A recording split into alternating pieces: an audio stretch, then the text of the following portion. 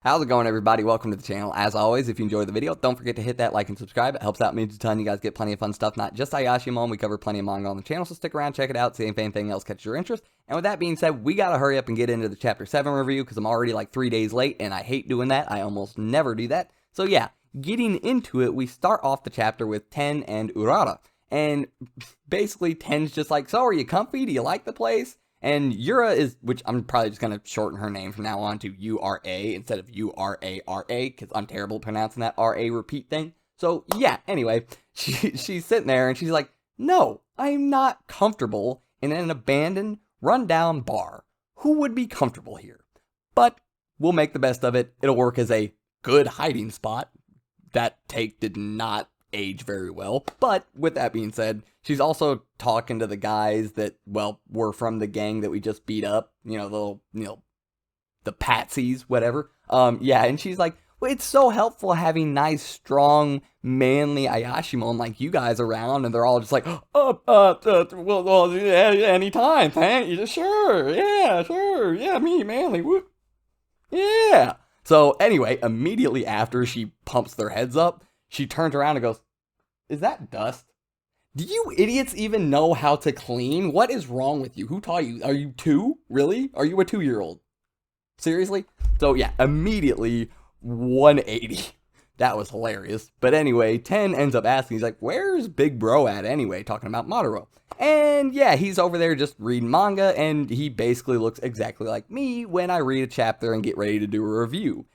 Literally, this is a reenactment of what happens when I read hype stuff in a manga like he did. No! No fucking way, dude! No! Okay, that is exactly what I do when I'm reading a chapter and see something way too hype happen. So yeah, I had the exact same reaction as he did when I like stuff in manga. So that's nice to know that I'm not the only person who jumps around like an idiot when they get hyped. And yes, those typically fall over when I do that. So anyway, he starts going on about how he's got to go out, he's got to go grab some money, and he wants to go grab that new manga volume. He said he would have grabbed that one if he knew it was going to be so good. So, they tell him, you probably don't want to go outside right now. There's a lot of dudes in suits out there. So we go up to the roof to see what we're talking about with all these dudes in suits. And yeah, they're just rummaging around out there, looking for stuff, looking for people, somebody, something.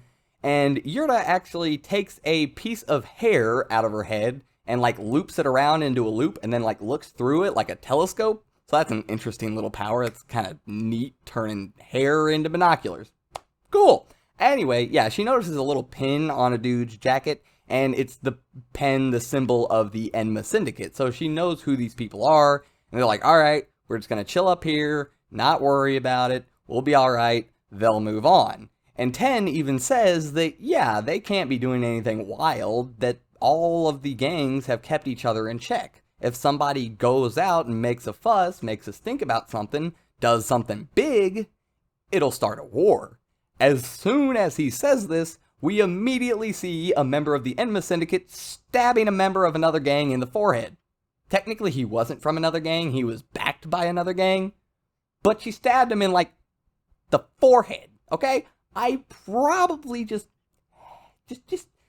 sighed on the edge of, yeah, that'll probably start a war. So, yeah. Like we knew from last chapter, Dopo telling everybody in the Enma Syndicate, like, we're gonna go mess stuff up. We're gonna show everybody. We're the ones to be feared. So we saw this kind of stuff coming. But something I do want to say about this moment with the art girl or whatever, well, 2 things. One, after she stabs the dude in the head, she like puts it up to her own head, and it's like, it makes like this whirring sound or whatever. So I don't know if she's like downloading information from somebody else and then like uploading it to her. I don't know what's going on there. I don't necessarily think it's something exactly like that, because she still asked him, do you know these 2 people, after she did that whole thing? So you think if that was like a transference of information, then she would have tried to get that information and then would know for a fact whether or not he knows those 2 people. So yeah, I don't know what's going on with that pen thing. I don't know. I think it's weird. Anyway, the other thing I was going to mention initially was I cannot stand this woman's speech pattern, okay? I can't do it. I don't want to hear her talk anymore. I don't want to read It's like, excuse me, mister? Like, it's like so many sentences start with or it's like. I can't stand it, and I hate it already, and we're only on chapter 7. So hopefully she's like one of the first big antagonists to die in this series. Sorry, just can't stand the way you talk. I apologize. Anyway, after she does her whole, like, trying to find these people and all this stuff, we flip over to the old, like, tiny, wrinkly-faced old dude. And yeah, he's doing the exact same thing. He's just questioning guys, all this stuff, killing them. Basically, we're just going out, doing our thing, being Yakuza, starting a war. Anyway, yeah, also the art girl, like, dismembered the dude or whatever, and then had him take him back so she can, like, test on him in the lab and stuff. The old dude was just like, kill and dismember pretty much all of them, just leave one of them alive, and we'll send him back as a message. So yeah, the old dude, classic gangster shit, okay? That's all I'm saying right now. So yeah, we get to see what the Enma Syndicate is up to, and then we cut back to the rooftop with our main group. And they're like, alright, let's just go back inside, we're gonna go chill on the couch, eat some pizza or something. And as soon as they get to the stairway, they are met by Dopo Akari and like multitudes of dudes just walking behind him.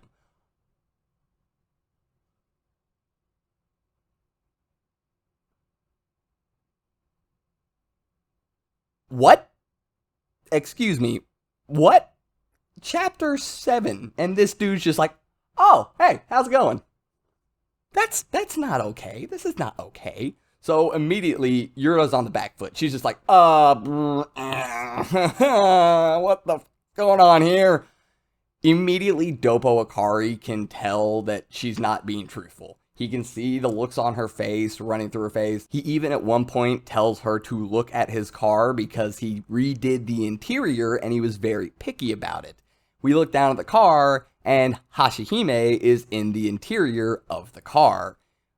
Yura sees this, has a look on her face of, oh crap, and this is the cue that Dopo Akari needs to know that something is definitely 100% going on here. So yeah, he's telling his guys to bring the other cars around, we're taking them. He's telling Yura, like, you're gonna ride with me specifically. And I did like a little bit of detail that at one point during the back and forth between Yura and Dopo, Maruo actually saw her face and saw that she was uncomfortable and worried and all of these things. And he didn't say anything. He didn't like immediately jump in front of her. No, he just saw her face, saw her reaction, saw the way she was acting, didn't immediately step in and just said, all right, I'm going to have to handle this here in a second. Don't worry about it. We're good. So yeah, Dopo and Yura, they keep going, doing their thing. And then all of a sudden, Maruo jumps in and punches Dopo in the face, says, yo, don't go touching her like that. All of a sudden, his fist is like not in Dopo's face, but it's to the side and Dopo's got his hand on it. And he's like, okay, wait a minute. It really felt like I hit him. Did he dot? No. Did he catch it? Dodge it? Block it? What did he do? It felt like I hit him. So that was strange. Then Dopo grabs his forearm and lights it on fire. Or at least he looks like he lit it on fire until we go to another panel and Maru's like, oh, no, that's not hot. That's actually kind of cold? What the? That was weird.